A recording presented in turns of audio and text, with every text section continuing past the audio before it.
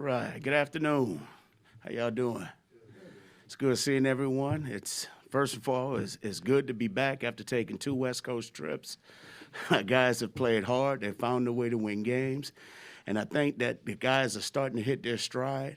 We're not quite perfect, but obviously this is what training camp is about, and we continue to work towards all the little things that we got to fix. But it feels good knowing that we will be lining up in Arrowhead Stadium and playing on our home field. So with that said, I'm all ears.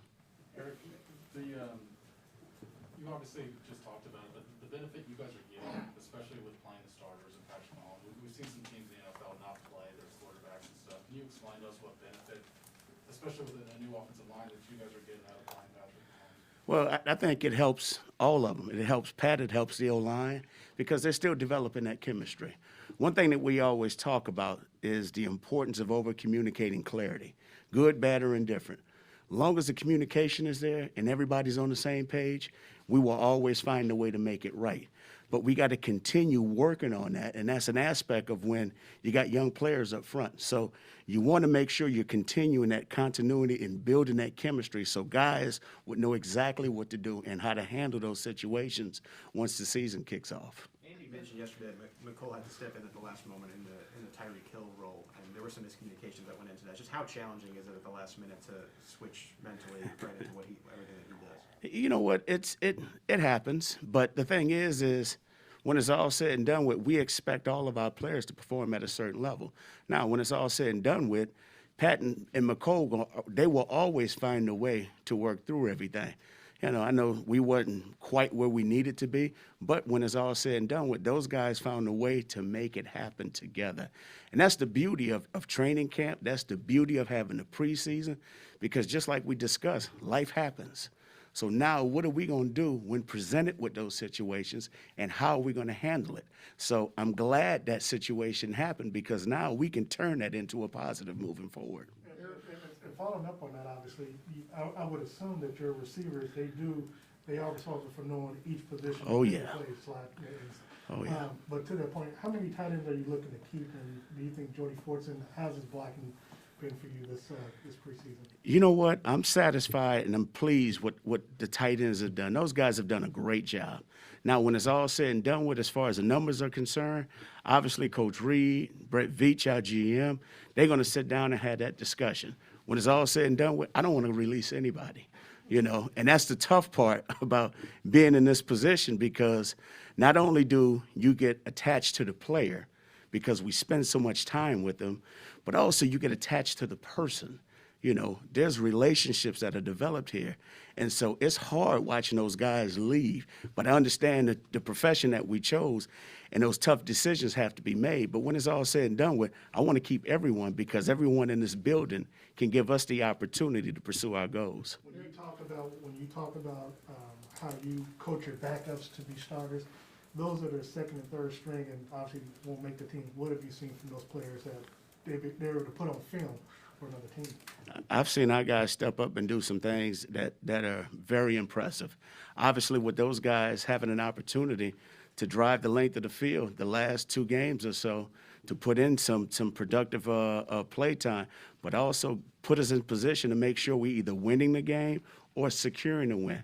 That's been very satisfying, and I can't complain. Our coaching staff is doing a heck of a job with those guys.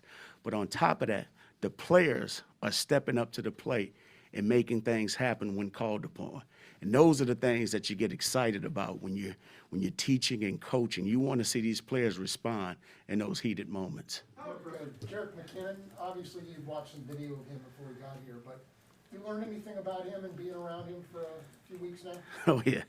Learned a lot about Jerick. In fact, I remember Jerick when he came out of college, and we spent a lot of time with him at the combine, and he was one of those players that did everything. I think he played a little option quarterback. He played running back. He played defensive back. So we've had him on our radar for a while.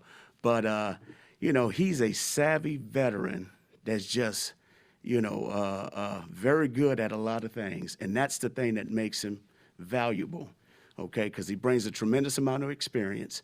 On top of that, he's a heck of a football player that happens to play the running back position. And so those are the things that are intriguing. We love what he's bringing to the table. We love how he works in the classroom. But on top of that, what he's doing out there on the field as well. Eric, what's that fight like between some of those receivers that are kind of the friends like Maurice Fountain, Marcus Kemp, and Jody Fortson, players like that, and the back and forth you have with Dave Tobe, and like, I really like these guys, I want to keep them, but I know effort on the field is one thing, but just how competitive is that, knowing that they're kind of at that fringe? Oh, there's always a fight. But one thing that we express to all these guys, and one thing when I talk to these young guys, as far as rookies and players that are trying to make our roster, I always remind them there's an imaginary sign outside that door. That imaginary sign says hiring all applicants. And I remind them every single day that you're in this building, make sure that you're interviewing for a job.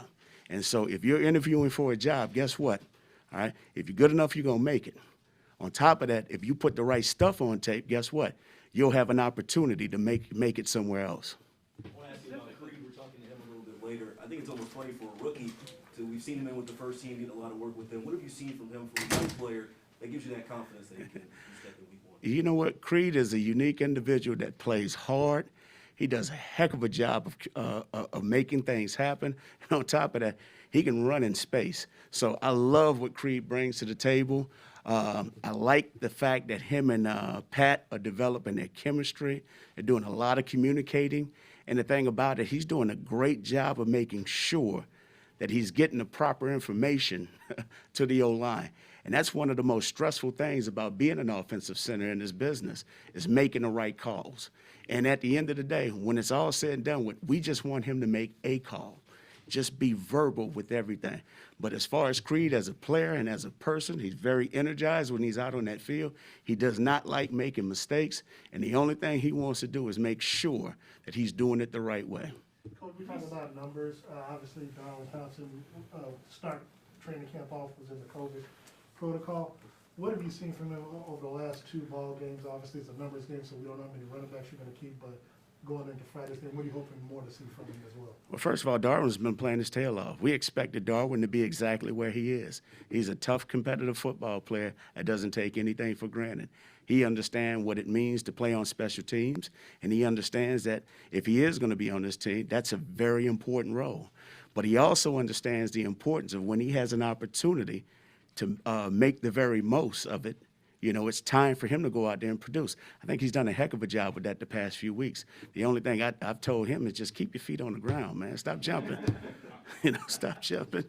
He might knock himself out landing on his head. I was just going to ask you, Eric, when you roll through the tape, I mean, does he get bonus points for trying these hurdles, or is it something that you feel like you're not going to really coach that out of him because it is part of his determination? I'm hoping we can coach it out of him, because the last thing I want him to do, and like I told him, this sound bad coming from a short guy myself, okay? He's the shortest guy on the football field.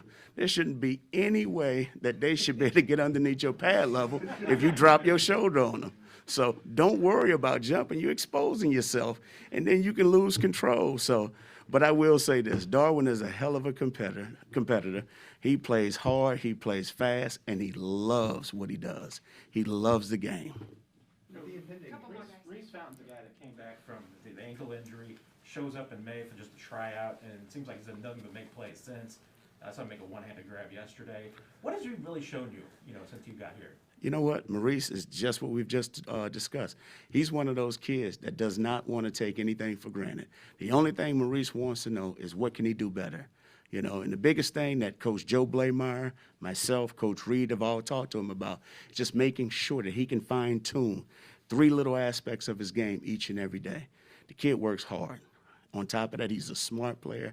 And then, obviously, you've seen the fruits of his labor, because what he's done in practice is showing up on game day. And we see it each and every day. And it's because he's invested in himself, but also invested in that playbook. And then when it has an opportunity to make that play, he just goes up and makes it. But the kid is a great kid, proud of the things that he's done so far, and we're just going to keep evaluating it.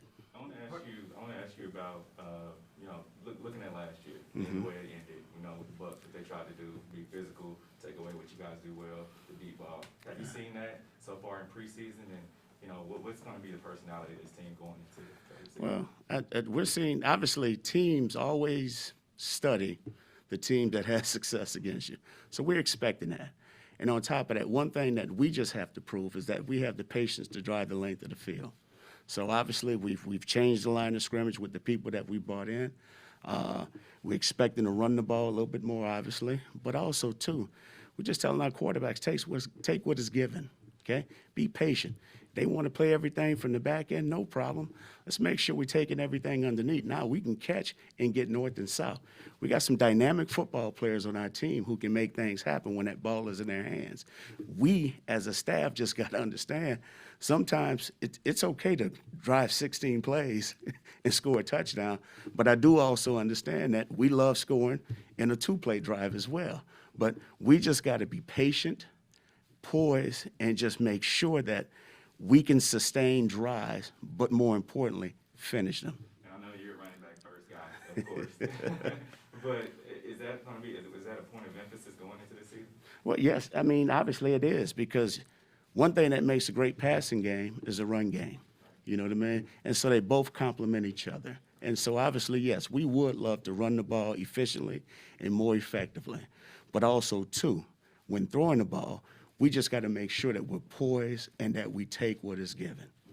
Jerry, the 53-minute cutdown is such a numbers game, considering how last season ended. Just how much consideration is there to maybe keeping an extra offensive lineman, making sure you guys have 5 players worth of depth if something were to happen? You know what? And I'll sit here and I'll say this. Right now, that's the furthest thing from my mind, because I'm going to leave those discussions up to Coach Reed and Veach. Let them handle that. I'm going to coach these guys up and make sure that they're ready to play, in this preseason game. That way they can be at their best when their best is expected. Okay? You guys, okay. I'm sorry. I just want to clarify what you just said. You said run the ball more efficiently, more effectively. Do you also anticipate running it more often? Well, I mean, if you're running the ball, you expect to run it efficiently and effectively, meaning we're being productive more than anything.